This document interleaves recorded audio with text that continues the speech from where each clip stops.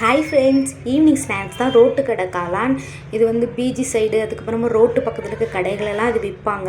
நாங்கள் ஸ்கூல் படிக்கும்போதெல்லாம் 2-3 கடை இருக்கும். எதில் வாங்கி சாப்பிடுன்னு சொல்லிட்டு ஏதாட்டும் ஒரு கடையில் வாங்கி சாப்பிட்டு போய் ஃப்ரெண்ட்ஸோடு வருவோம்.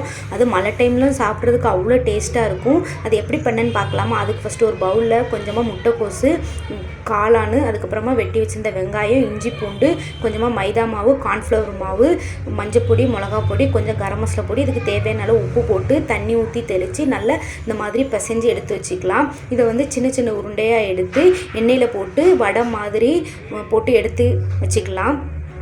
அதே கடாயில் கொஞ்சமாக எண்ணெய் ஊற்றிட்டு வெங்காயம், இஞ்சி பூண்டு பேஸ்ட்டு, அதுக்கப்புறம் கொஞ்சம் மஞ்சப்பொடி, மிளகா பொடி, கொஞ்சமாக கரம் மசாலா பொடி சேர்த்துக்கோங்க.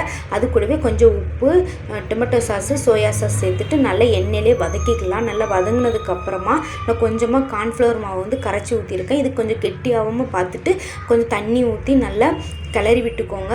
லாஸ்ட்டாக நம்ம வடை மாதிரி தட்டி வச்சுருக்கோம்னா அதை எடுத்து உள்ளே நல்லா மேஷ் பண்ணிவிட்டு லாஸ்ட்டாக வந்து கொத்தமல்லி தழை போட்டு இறக்குனீங்கன்னா டேஸ்டியான ரோட்டு கடை காளான் ரெடி. பிடிச்சிருந்தா ட்ரை பண்ணி பாருங்கள்.